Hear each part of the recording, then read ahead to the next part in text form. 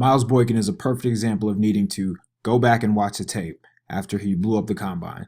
The 6'4", 220-pound receiver jumped out of the gym, but he also ran as fast as OBJ. Oozing athleticism, many people were wondering why this didn't show up at Notre Dame. One of the biggest critiques about Boykin is that he can't separate. And while your mind is probably already made up about this, I'm still going to try to sway your opinion. Let's start where winning matters the most as a receiver, at the line of scrimmage. This is Boykin's first target of the season, and not every release results in an ankle breaker. But the goal is just to establish position. You win early so you don't have to win late. And this is also a good example of what happens when you use your hands. Your feet aren't the only way that you can get open in the NFL. And with Boykin's strength, he'll be able to do this quite a bit. Not to mention he also got a pass interference on this play, which he did a lot over the course of the season. A receiver when he isn't throwing the ball matters. This is an efficient release. As you can see, Boykin's on the bottom of the screen here. He's aggressive and he attacks the corner. And you see that little lean right there he uses to create separation. That is really, really good. Here's Boykin again at the top of the screen. Again, when he leans, he's open. It's that simple. Look at that separation that he creates. And of course, the linebacker's there to take away any yards after catch, but watch him just create this type of separation when he's able to lean like that. It might not seem like a lot, but it matters. Again, we'll watch it one more time.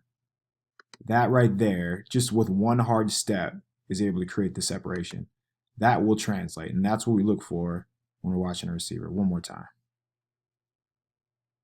Looking to the top of the screen here, you're going to see that lean again, but watch him just set up the cornerback with one hard step, and that's all it takes for him to get separation. He's not throwing the ball here, but as you can see, he has the cornerback turning around right here.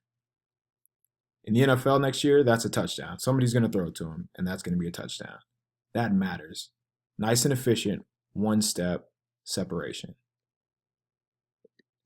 When somebody's chasing like that, with that type of separation, that's 6. If you weren't sold on Boykin, I would just tell you to watch the Virginia Tech game because, again, top of the screen, just working one-on-one, watch him separate at the very end there.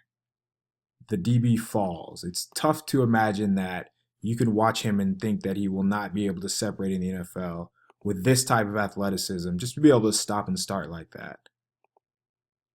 That's a big deal, man. A lot of times you saw during his senior year at Notre Dame, the timing was off. And I mentioned how this is a timing-based offense. If your timing is off, the separation doesn't matter. So right here, top of the screen again, the ball should already be there. It's not. But the separation is there, and if Boykin can't get it, nobody's probably going to be able to. So not going to penalize him for that. I still think it was a good route.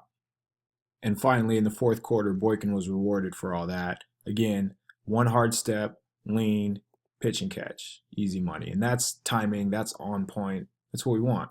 Really good route right here. Nice and simple, nice and efficient. I keep mentioning timing. This is a pretty good example right here. And it doesn't seem like much, but it matters. And when you create separation, the ball should be out a lot earlier, especially in a timing offense like this. You see how Boykin had to wait there. He shouldn't have to be doing those kind of things. So check this out. Here's when the ball should be out. So he's going to it right now. The ball should be thrown right now. It's not. He has to wait. Holds on. Good job of holding on, but he shouldn't have to go through that.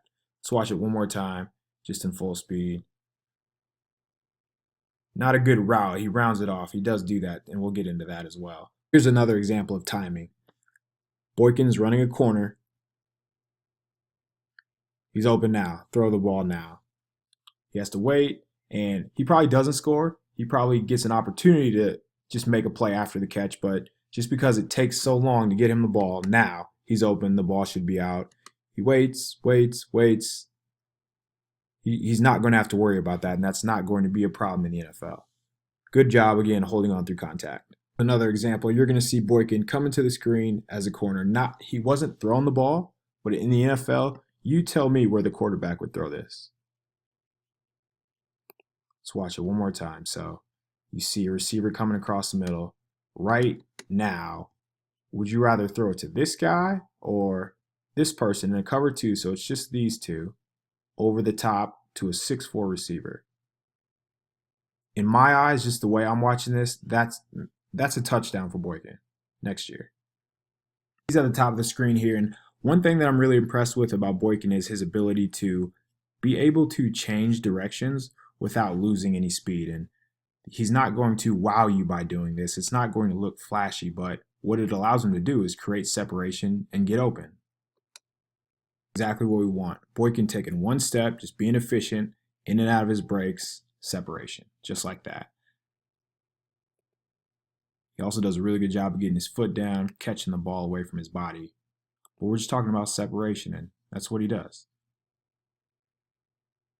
I don't know if you call him inconsistent or what the word is, but there are routes where he's coming back to the ball and Boykin just takes too many steps and it just causes him to drift, and eventually it leads to a pass breakup. So it happened in non-targets, but as you can see right here, this is what it looks like when he is targeted. So right there, he's just drifting. Goes to release, uses his hands, and the separation's there. That's another problem. His arm, it gets way too high. He should be down here. He's using that little old man push. Doesn't, drifts, and is unable to get open. And that's what happens. Radius is important in the NFL just because the QB has more room for error. And if he has more room for error, he's likely going to give you more opportunities.